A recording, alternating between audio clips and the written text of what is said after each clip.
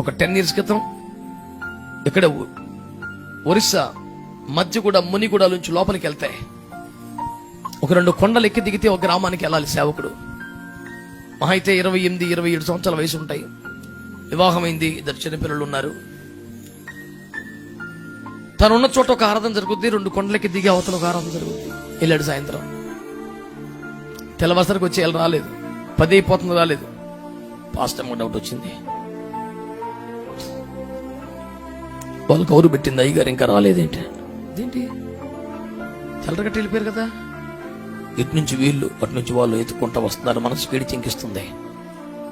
ఒక చెట్టులోకి వచ్చాక చూస్తే ఓ చెట్ల కింద తల ఒక చోట మొండె ఒక చోట ఉంది. పచ్చి నెత్తురు అక్కడ ఇంకా ఉంది.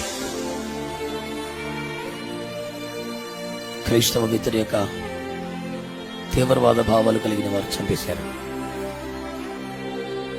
అది జరిగిన 6 మాసాలకి నేను ఆ ప్రాంతానికి వెళ్ళాను.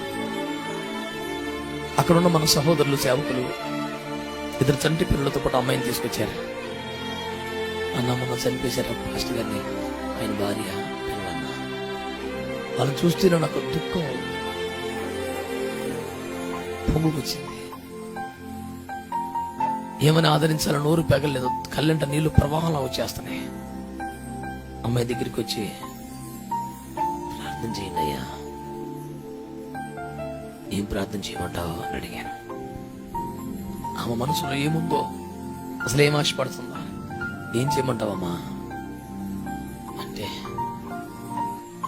చిన్న పిల్లల్ని చూసుకునే వాళ్ళు ఎవరన్నా దొరికితే అన్నయ్య, మరి ఆయన గారు వదిలేసిన సేవకాల ప్రతి వారం 2 కొండలు ఎక్కాలన్నా నేను వెళ్ళాలి కదా. ఇప్పుడు హృదయం పైపోయింది. ఇడిచికొడితే 23-24 సంవత్సరాలు ఉంటాయి ఆ పిల్లకి. విధవరాలు అయిపోయింది. తన భర్త తలను చేతిలో పట్టుకుని కూర్చొని నడుస్తుంది. మొండెం ఎక్కడో ఉంది.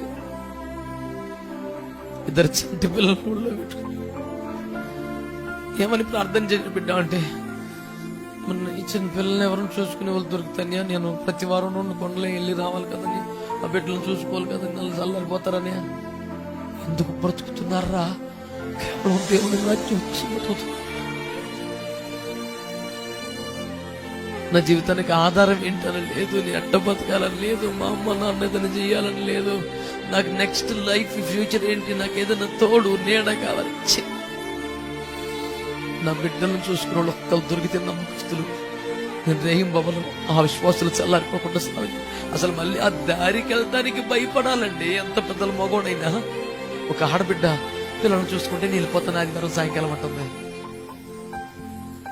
నేను నీకేం ప్రార్థన చేయగలను బిడ్డ, నువ్వే నాకు చెయ్యి, నీ స్థాయిలో నేను లేనని చెప్పుకున్నాను నా బిడ్డ దగ్గర. ఎంత అద్భుతమైన వ్యక్తులండి వీళ్ళు, ఎంత అద్భుతమైన వ్యక్తులు.